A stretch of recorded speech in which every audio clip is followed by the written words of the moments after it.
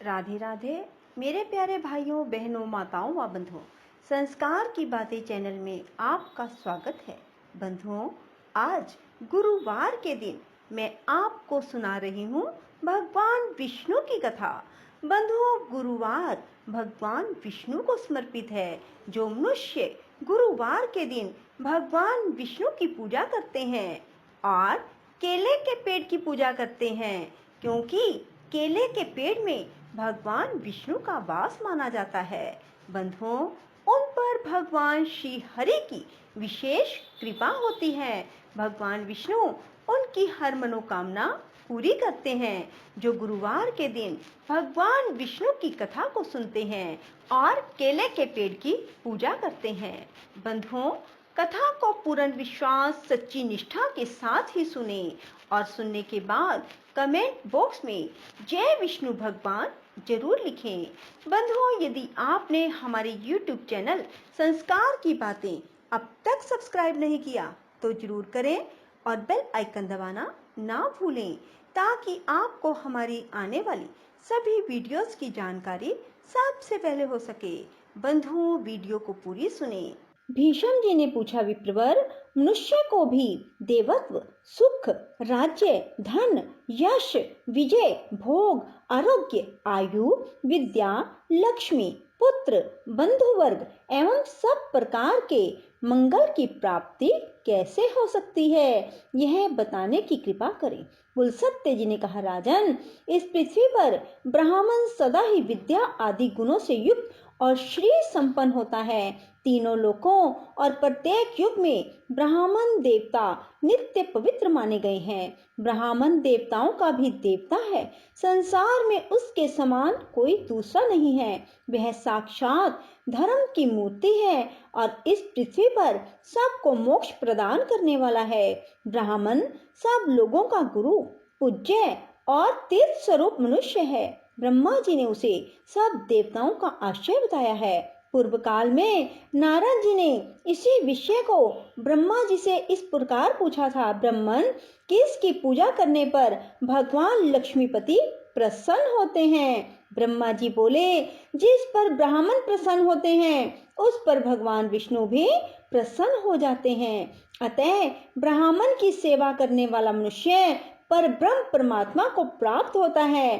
ब्राह्मण के शरीर में सदा ही श्री विष्णु का निवास है, जो दान, मान और सेवा आदि के द्वारा प्रतिदिन ब्राह्मणों की पूजा करता है। उसके द्वारा मानो शास्त्रीय विधि के अनुसार उत्तम दक्षिणा से युक्त 100 यज्ञों का अनुष्ठान हो जाता है।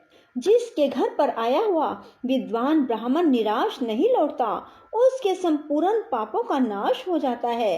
वह अक्षय स्वर्ग को प्राप्त होता है। पवित्र देश काल में सुपात्र ब्राह्मण को जो धन दान किया जाता है उसे अक्षय जानना चाहिए। वह जन्म जन्मांतरों में भी फल देता रहता है। ब्राह्मणों की पूजा करने वाला मनुष्य कभी दरिद्र, दुखी और रोगी नहीं होता। जिस घर के आंगन में ब्राह्मणों की चरण धूलि पड़ने से पवित्र एवं शुद्ध होते रहते हैं, वे पुण्य क्षेत्र के समान हैं। उन्हें यज्ञ कर्म के लिए श्रेष्ठ माना गया है। पूर्व काल में ब्रह्मा जी के मुख से पहले ब्राह्मण का प्रादुर्भाव हुआ, फिर उसी मुख से जगत की सृष्टि और पालन के हेतुभूत वेद प्रकट हुए।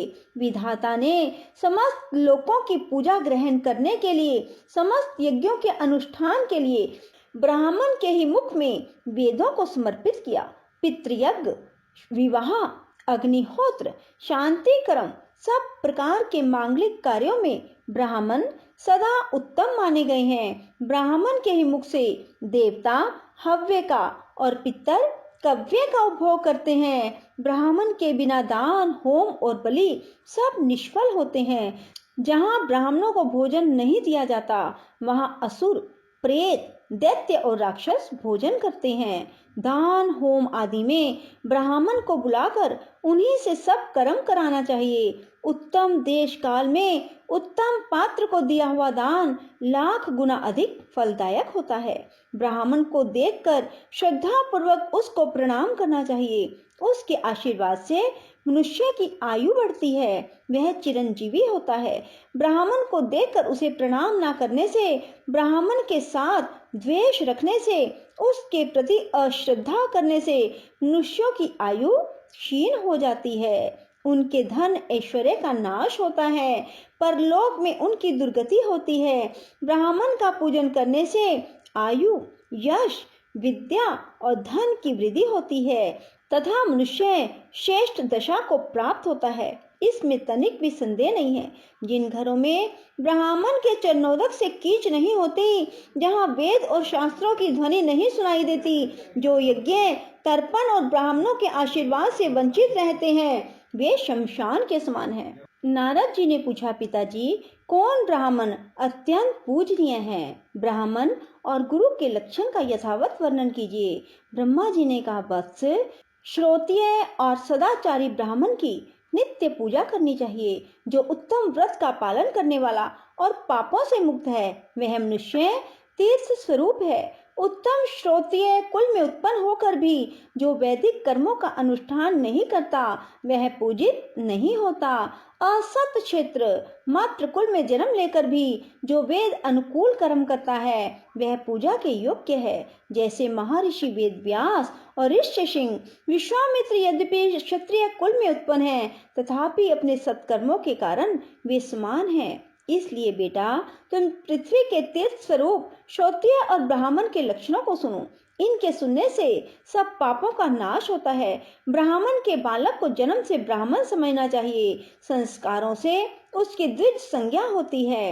विद्या पढ़ने से वह विप्र नाम धारण करता है। इस प्रकार जन्म, संस्कार और विद्या, इन तीनों से युक्त होना श्रोत्रिय का लक्षण है। जो विद्या, मंत्र, वेदों से शुद्ध होकर तीर्थ स्नान आदि के कारण भी पवित्र हो गया है, वह ब्राह्मण परम पूजनीय माना गया है। जो सदा भगवान श्री नारायण में भक्ति रखता है, जिसका अंतःकरण शुद्ध है, जिसने अपनी इंद्रियों और क्रोध को जीत लिया है, जो सब लोगों के प्रति समान भाव रखता है, जिसके हृदय में गुरु, देवता, अतिथि के प्रति भक्ति है, जो माता पिता की सेवा में लगा रहता है, जिसका मन प्राय स्त्री में कभी सुख का अनुभव नहीं करता, जो सदा पुराणों की कथा कहता है और धार्मिक उपाख्यानों का प्रसार करता है, उस ब्राह्मण के दर्शन से प्रतिदिन अश्वमेध आदि यज्ञों का फल प्राप्त होता है। जो प्रतिदिन स्नान, ब्राह्मणों का पूजन, नाना प्रकार के व्रतों का अनुष्ठान करने से पवित्र हो गया है,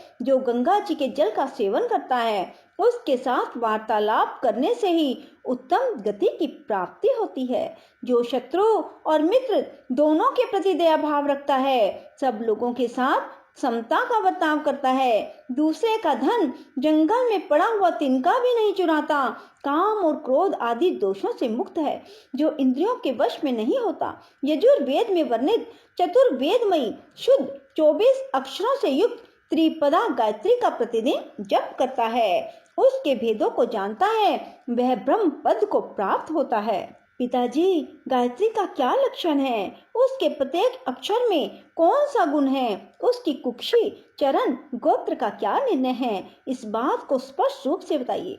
ब्रह्मा जी बोले, वत्स, गायत्री मंत्र का छंद गायत्री और देवता सविता निश्चित किए गए हैं। गायत्री देवी का वर्ण शुक्ल, मुख अग्नि और ऋषि विश्वामित्र है। ब्रह्मा जी उनके मस्तक स्थानीय है, उनकी शिखा रुद्र और हृदय श्री विष्णु है। उनका उपनयन क्रम में विनियोग होता है। गायत्री देवी सांख्यायन गोत्र में उत्पन्न हुई है। तीनों लोक उनके 3 चरण हैं। पृथ्वी उनके उदर में स्थित है। पैर से लेकर मस्तक तक शरीर के 24 स्थानों में गायत्री के 24 अक्षरों का न्यास करके द्विज ब्रह्मलोक को प्राप्त होता है। प्रत्येक अक्षर के देवता का ज्ञान प्राप्त करने से विष्णु का सायुज्य मिलता है। अब मैं गायत्री का दूसरा निश्चित लक्षण बताता हूँ, वह 18 अक्षरों का यजुर मंत्र है। अग्नि शब्द से उसका आरंभ होता है, स्वाहा से हकार पर उसकी समाप्ति। जल में खड़ा होकर इस मंत्र का 100 बार जप करना चाहिए। इससे करोड़ों पातक और उपपातक नष्ट हो जाते हैं। जप करने वाला पुरुष ब्रह्म हत्या आदि पापों से मुक्त होकर मेरे लोक को प्राप्त होता है। बोलो विष्णु भगवान की जय हो। राधे राधे, जय श्री कृष्णा। बंधुओं, यदि आपको हमारी वीडियो पसंद आए तो इसे लाइक करें और शेयर भी जरूर करें। धन्यवाद।